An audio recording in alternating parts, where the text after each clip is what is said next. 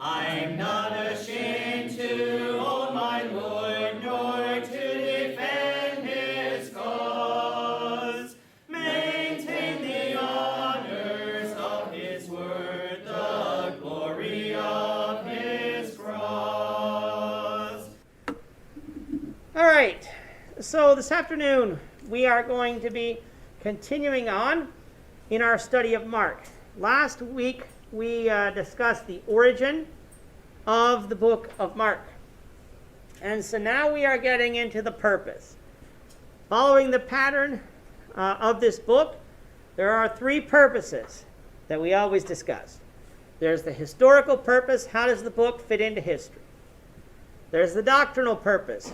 What types of teaching does God want us to know through this book? And then there's the talk about Jesus Christ. How does this book relate to Christ? And of course, with the Gospels, I said this morning that we skip over that one a little faster than we might in other books because they're biographies of Jesus. So it's obvious how these books tell us about Jesus. So let's start with the historical purpose. And really, the historical purpose of this book is to provide us an accurate record of the life of Christ. If we take a look at Mark chapter 1, we're going to read verses 1 to 13. As we'll do, let's see, we've got 2, 4, 6, 7.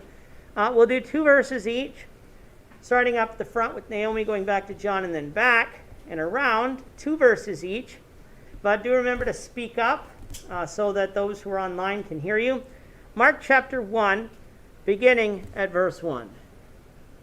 The beginning of the gospel of Jesus Christ, the Son of God, as it is written in Isaiah the prophet, Behold, I send my messenger before your face, who will prepare your way. Mark chapter 1. Verse 3 and 4 for you. The voice of one crying in the wilderness, prepare the way of the Lord, make his path straight.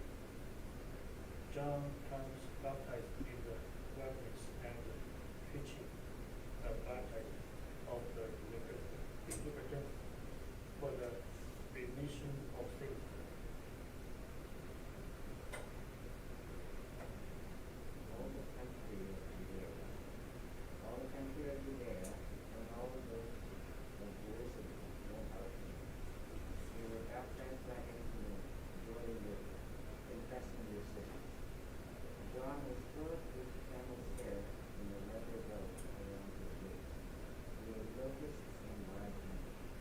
Saying, After me comes he who is mightier than I, the thong of those whose sandals I am not worthy to stoop down and loosen. I baptize you with water, but he will baptize you in the Holy Spirit. In those days, Jesus came from Nazareth of Galilee and was baptized by John in the Jordan. Immediately, coming up from the water, he saw the heavens parting and the Spirit descending on him like a dove. And a voice came from heaven, You are my beloved Son, with you I am well pleased. The Spirit immediately drove him out into the wilderness. He was there in the wilderness 40 days, tempted by Satan. He was with the wild animals, and the angels were serving him. All right. So we have here, what I like to say is that Jesus is not a mythical figure. He is not something that you find in a fictional novel. He is placed in an actual time period. He is historical.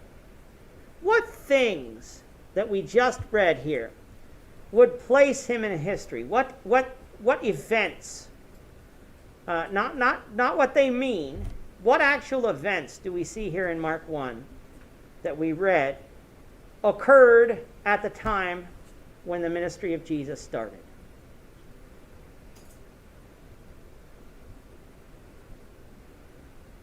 What are the different events that we read of?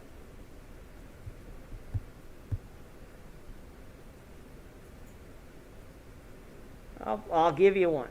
We'll try one. All right, we have John the Baptist. He's coming and baptizing in the Jordan River.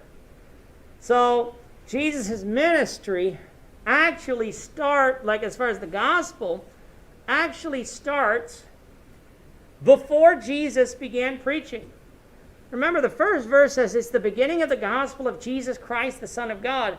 And so you would think Mark would go in, okay, next thing after that is Jesus. No. Next thing after that is John the Baptist. He starts with a prophecy from Isaiah and Malachi, and then he goes into the gospel of Jesus Christ, being taught by John first. John the Baptist taught the same thing that Jesus did. Repent, for the kingdom of heaven is at hand. He taught a baptism of repentance for the remission of sins. When Jesus taught on this earth, yes, he had authority, he had power that John did not. But his overall message of how to obey God while he was here on this earth was the same message. John wasn't teaching his own gospel and Jesus coming along and saying, oh, no, John got it wrong, here's what you have to do. John taught the same thing, prepared the way for Christ. What other events do we see, what we read so far? He was eating locusts and wild honey. Okay, so we get a picture of who John the Baptist was. He was one who was not a preacher like the way a lot of people think today. A lot of people think smooth talking, well-dressed people, they're preachers. Meanwhile, the guy who collects my garbage, who's not dressed like that, they can't be preachers. Well, John the Baptist was a Nazarite, so he would have he would have had longer hair, and he would have, he didn't dress the way that the elite dressed. He didn't eat what the elite ate, and yet he was an effective preacher. The garbage man, by the way, today could be a preacher too. You don't have to have the clothing and everything else that people associate with preachers. John didn't look like a preacher, but he was one. What else?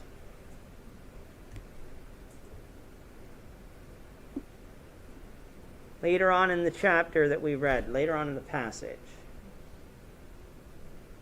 Jesus came To what? from Nazareth to Galilee, and he was baptized by John. All right, so we now have the baptism of Jesus. So Jesus does what John is preaching. We know Jesus has no sin. Matthew says Jesus said it needed to be done to fulfill all righteousness. All right, so we have John baptizing people, and he baptized Jesus. What was the last thing we read in this section?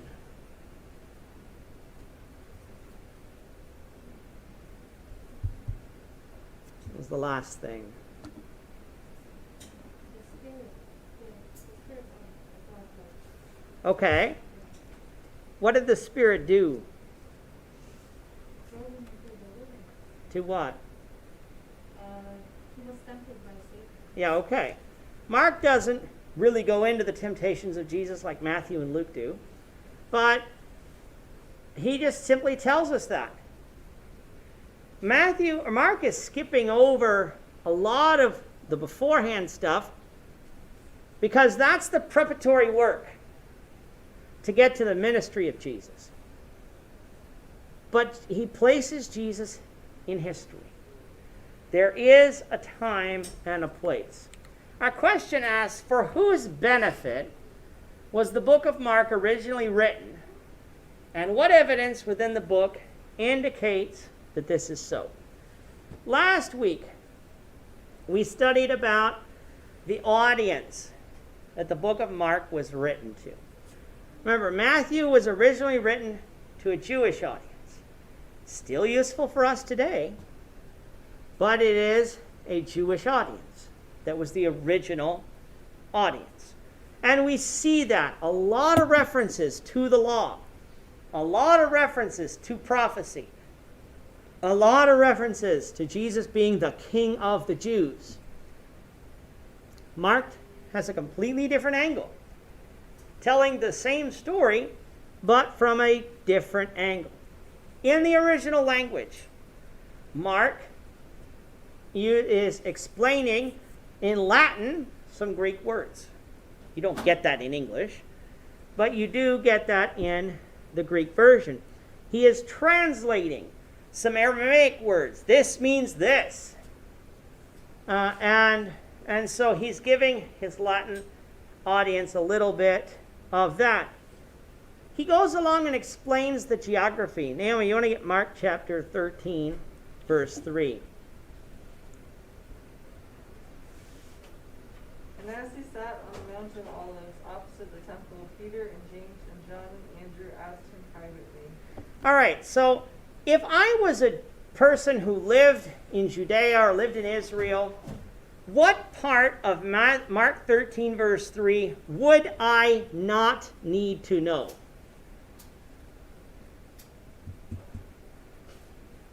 The location of the Mount of Olives, which is across from the temple. Sure.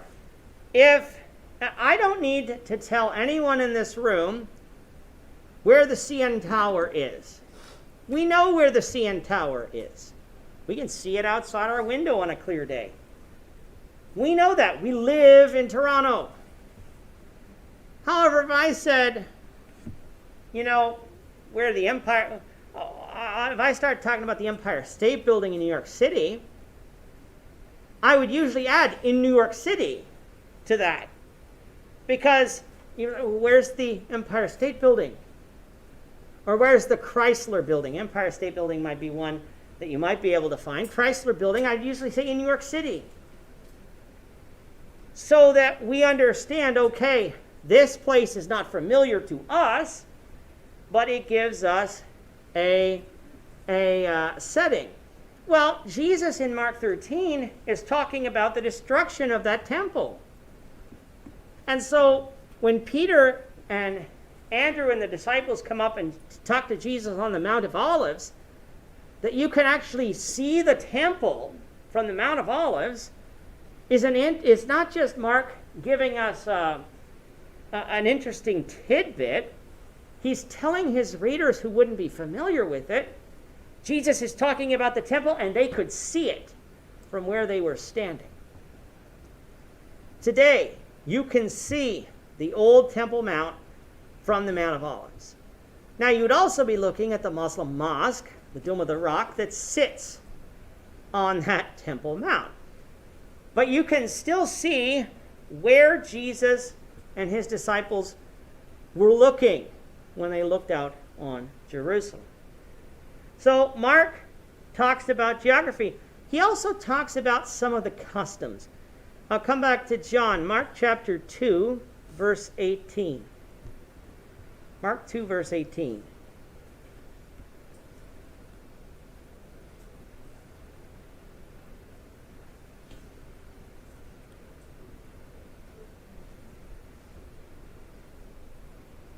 You got that, John?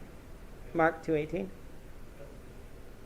And the disciples of John and of the Pharisees used to fast, and they come and say unto him, why do the disciples of John and of the Pharisees fast, but the disciples fast not? Okay. What is fasting? You don't eat. Now, in this case, was this a dietary choice? Some people don't eat because they're on a diet. It was not, Andre says. What was it? It's a religious fast. It was never commanded in the Old Testament to fast. You do not find that in the book of Leviticus where there was a certain time to fast. However, it is not wrong to fast. A lot of time people fasted when they wanted to devote themselves to prayer, when they wanted to devote themselves to worship. And so they set a time. Now, when we think of fasting, a lot of the times we think of, oh, I got to fast a week. I got to fast so long. No, fasting is a period of time. It is an extended period of time, but you could have a one-day fast. You could have a 2-day fast if you wanted to. You could have a fast that just lasts the day. You could come along and say, well, I eat breakfast at 8. I'm going to fast until 8 tonight. That's a fast. What do we call the first meal of the day? Breakfast. What are the two compound words that make up that word? Break, fast. We don't say, it's not breakfast or break fast. That's not how we say it. We say breakfast. But if you take a look at the word, it's spelled break, fast. You ate dinner of whatever time. You ate dinner between 5 and 6. Usually people eat dinner. If you're in other families, you maybe eat later. But then you don't typically eat the rest of the night. You've not eaten for 12 hours. You break your fast. It's just not a religious fast. Now, Mark has to explain that the Jews had religious fasts that maybe the Gentiles did not have, and maybe the Romans did not have. In Mark chapter 7, we won't read of it, but Mark there explains the customs of Corban and the washing of pots and hands and other things. That would be something completely foreign to the Roman audience. It's told in other books, but it's especially focused on, Mark spends a little bit more time having to explain what was wrong with what the Pharisees were doing. And so Mark spends time going over the customs for in Palestine, for an audience that may not be familiar with it. Question for us: what aspects of Jesus' power does Mark display through the miracles recorded in the following passages? We're only going to read the passages in Mark 4. I invite you to read the other 3 on your own time. We'll discuss them in passing, but we're only going to read Mark 4. Let's go to Mark chapter 4 and read verses 35 to 41. We'll do 2 verses each, and we'll start with Jeremiah. Mark chapter 4, beginning at verse 35.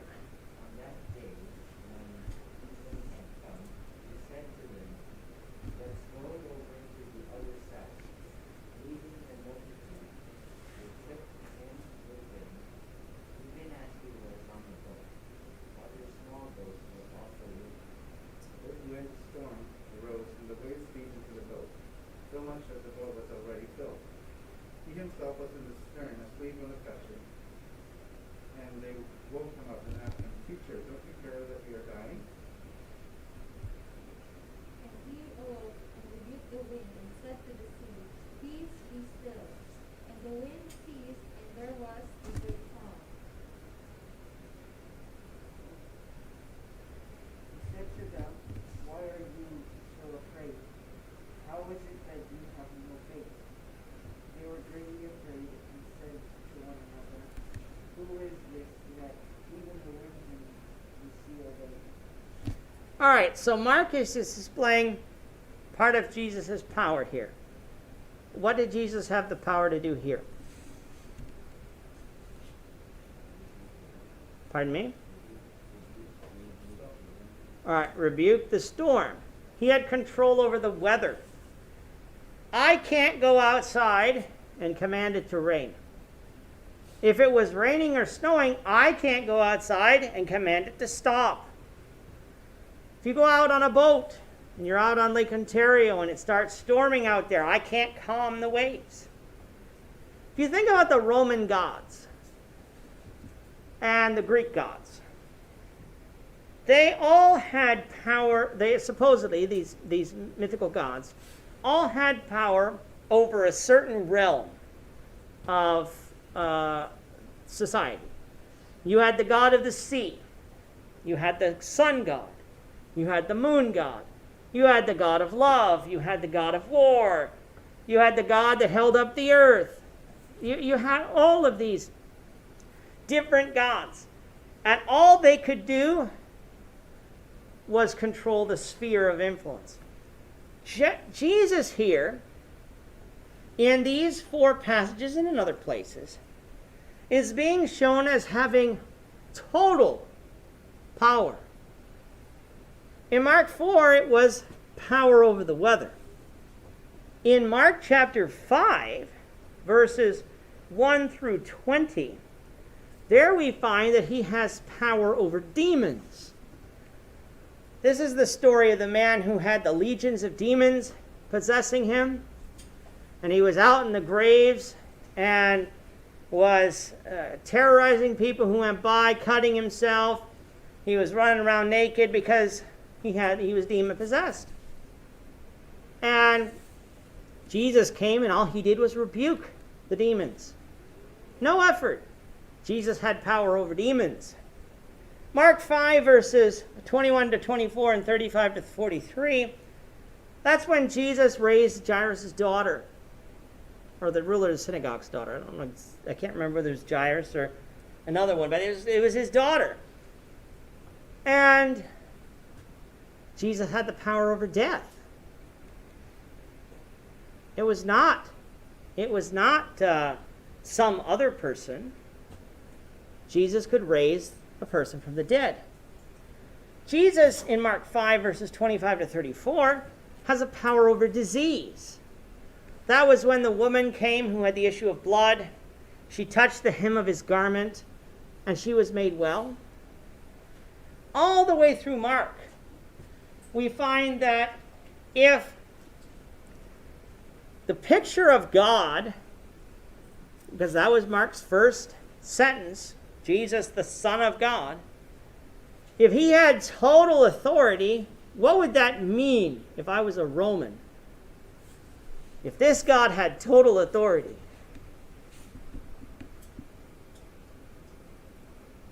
He would be above everything, including Caesar. He would be above everything, including Caesar. And that's an important point. Caesar claimed himself to be God, and Caesar could not do these things. So Caesar was not God. He's above everything. And what does that mean?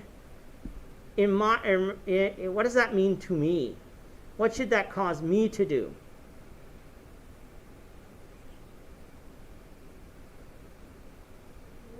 Worship him and him alone. If Mark was writing to a Roman audience, and all he said, well, Jesus was like another God. He worked in this field. Some of the Romans, I'm sure, would have been happy to add Jesus to the pantheon of their gods. Oh, well, I'll just worship Jesus, and I'll worship Jupiter, and I'll worship Mars, and like as far as we think of them as planets, they were Roman gods. And I will worship them, and I'll worship Jesus too. And that's not what Mark's saying. Mark's saying Jesus is God. He has all power. These so-called gods that you worship have no power. Caesar has no power. Jesus is to be worshipped alone. And so, this is all important when it comes to the historical purpose. Placing Jesus in time and space. During the Roman Empire, what were the Romans thinking? What were they doing? Why was Mark presenting us these things? This is the world that was ruled by Rome, this red area here, that was ruled by Rome. Yes, the rest of Africa had people in it too. Yes, all the way up here into what is modern-day Russia, and and all these other countries to the east, they existed, had people rule them too. But Rome was the major power of the time. They ruled where a lot of the people lived in Asia, in what we would call, this would be Asia, the way the Bible describes it. In Palestine, in Egypt, they ruled here, where a lot of people were. Rome's here, in Italy, it's still there. Judea here, where this area is where the book of Mark takes place. I said the circle's a little big, should not come up and take Damascus too, which is in Syria, but most of Mark takes place here, in Galilee. Capernaum is here. We have Nazareth is there. Bethsaida, which is on the other side of the Jordan River, is right here. Matthew has a little bit down in Jerusalem at the beginning. Luke's going down. Most of Luke actually takes place here in Perea and a little bit in Samaria. Mark, except until you get to the final week of Jesus' life, is almost exclusively in Galilee and in Trachonitis over here and Decapolis. This doesn't stray from there. And a lot of Jesus' ministry actually takes place in Galilee. That's why he's Jesus of Galilee to a lot of people, because he lived there and he taught there. The Jordan River that Jordan read of earlier, where Jesus was baptized, this is a part of what the Jordan River looks like. It's not a very nice looking river, a grand river. No wonder Naaman, yes it is. That's why Naaman didn't want to dip himself 7 times in that river. It's a muddy river. It's not this great grand river with nice big banks, flowing water. Niagara River in Niagara, where Niagara Falls is the river that Niagara Falls is on. The Niagara River. That's a great river. It's a beautiful river to behold. And if you ever see aerial pictures of that river, how it is carved out, the cliffs that Niagara Falls goes over, separating what is now the United States and Canada. But the Jordan River is not like that. It can get wider, and it can get a little wider in different places. But the Jordan River is it's a major river in Israel, but it's not a grand river like we think of some of these big rivers. So that's the historical purpose. It was a time and a place. What is the doctrinal purpose? Why did Mark write this book? What is he trying to teach us? So what conclusions concerning Jesus may be drawn from Mark's record of healing the paralyzed man? Let's go to Mark chapter 2 and read verses 1 to 12. We'll again start with Naomi, and we'll read 2 verses each. And when he returned to Capernaum after some days, it was reported that he was at home. And many were gathered together so that there was no more room, not even at the door, and he was preaching the word to them.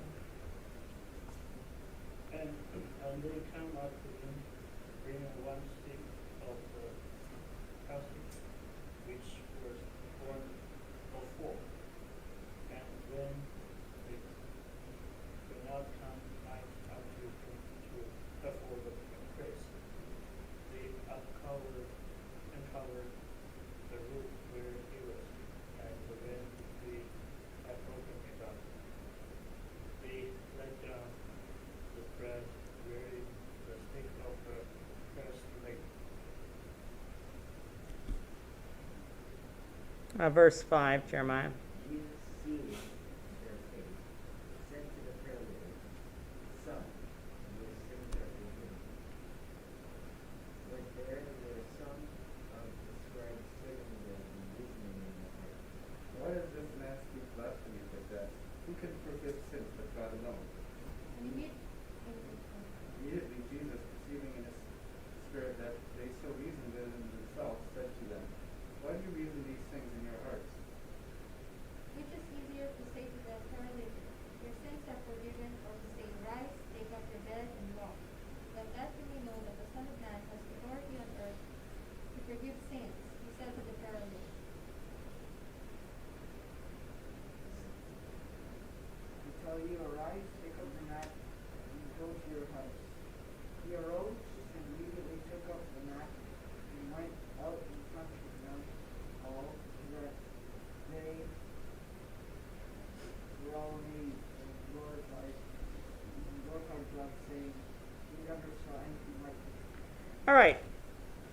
We know what the story tells us. We know what the events of the story tell us. What is Mark teaching us here? Why did Mark tell us the story? Not just what is it about. Why did he tell us the story? What is he teaching about Jesus here? He has power, he can heal. All right, so he can heal. All right, so he does have power. He has power to heal. What else?